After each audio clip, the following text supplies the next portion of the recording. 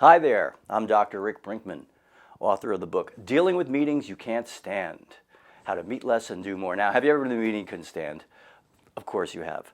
Wall Street Journal survey found 98% of people agreed. Now, I don't know if I've ever heard 98% of people agree on anything, but this is what they agreed on. Half their time in meetings is a waste of time. At this point, middle to upper managers are spending between 11 to 23 hours a week. I probably don't have to tell you that. And a Harris poll found that the number one obstacle to productivity in the workplace, meetings. Wasteful meetings, inefficient meetings, meetings that are not engaging and are not really needed.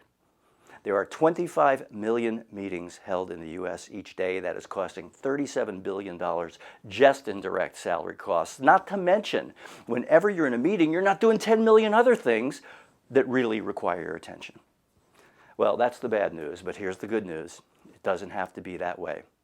In my research over the years, I found that there are 4 areas in meetings that cause problems. And the top 40 things people have told me over the last 10 years of what really gets in the way of a meeting being good all fall into these 4 categories. And they are preparation, people, process, and time. So preparation, of course. Is there agenda? Is there a personal agenda, or there's no agenda?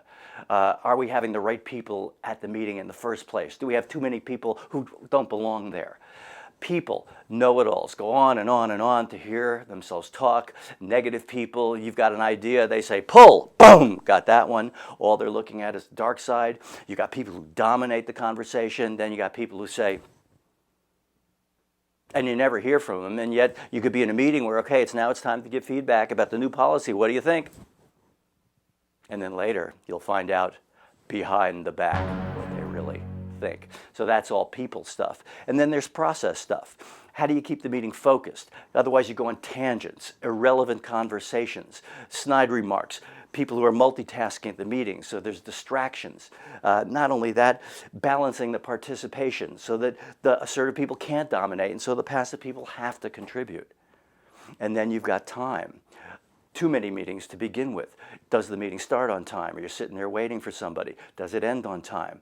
Stupidly having 2 meetings that one ends at the same moment the other one starts, and the only reason for that is the software defaults to that, and nobody takes responsibility, so there's no travel time. Well, it doesn't have to be that way.